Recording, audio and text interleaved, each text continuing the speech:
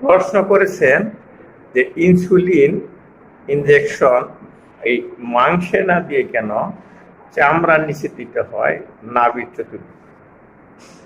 আসলে যখন আমরা ইনজেকশন মাংসে দিই তাহলে ইনজেকশনটা দ্রুত শরীরে ছড়াই পড়ে এবং এর কার্যকারিতা শুরু হয়ে যায়।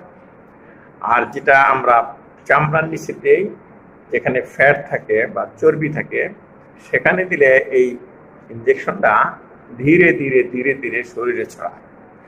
তাহলে ইনসুলিন কি করে সুগারকে কমাই আনে।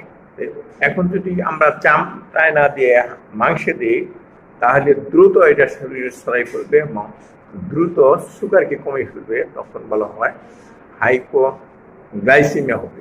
হাইপোগ্লাইসিমিয়াটা তো ভালো না।